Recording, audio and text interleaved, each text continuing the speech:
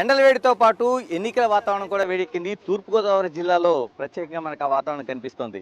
YCP నుంచి పోటీ చేస్తున్న తానేటి వనిత మనకు ఉన్నారు.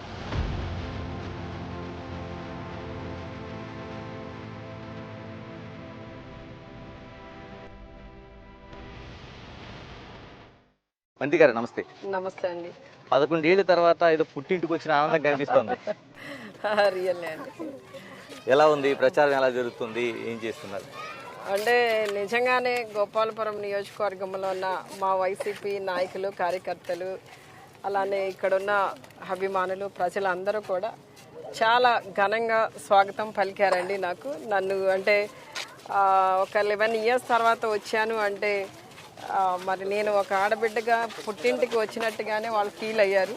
అట్లానే నాకు ఘన స్వాగతం ఇవ్వడమే కాకుండా ఈ రోజున నేను ఏ గ్రామానికి వెళ్ళినా కూడా ఆ గ్రామంలో ఉన్న నాయకులు, కార్యకర్తలు, అక్కడ ఉన్న ప్రజలు అందరూ కూడా చాలా హ్యాపీగా రిసీవ్ చేసుకోవడం, మళ్ళీ ఈ నియోజకవర్గాన్ని గెలిపించుకుని ఎక్కువ మెజార్టీలు ఇస్తామని చెప్పడం, అట్లానే జగనానికి బహుమతిగా ఇస్తామని చెప్పడం అనేది జరుగుతుందని నిజంగా వారి మాటలు వింటుంటే చాలా ధైర్యంగా ఉందండి. ఇక్కడ నేను అంటే గతంలో పనిచేసి ఉన్నాను, ఆ పరిచయాలు ఉన్నాయి.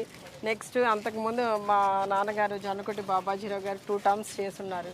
నాన్నగారి ఫ్రెండ్స్, నాన్నగారితో పనిచేసిన సీనియర్ లీడర్స్ అందరూ కూడా చాలా కోఆపరేటివ్గా ఉన్నారు. అంటే 2014లో కొవ్వూరులో ఓటమి తర్వాత 2019లో ఒక స్ట్రాంగ్ ఇది చేసుకున్నారు, మినిస్టర్గా వచ్చారు. అలాంటి నియోజకవర్గాన్ని విడిచి వస్తున్నప్పుడు ఎలాంటి ఫీలింగ్ అనిపిస్తుంది?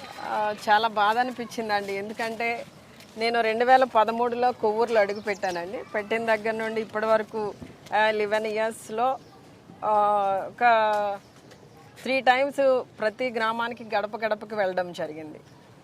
అంటే ఈ రోజున అంటే నేను ఒక లేడీని అవ్వడంతో ఏదైనా ఒక ఇంటికి వెళ్ళినప్పుడు ఆ ఇంట్లో ఉన్న వాళ్ళు లేడీస్ అందరూ కూడా చాలా ఫ్రీగా నా దగ్గరకు వచ్చి అప్రోచ్ అవ్వడం.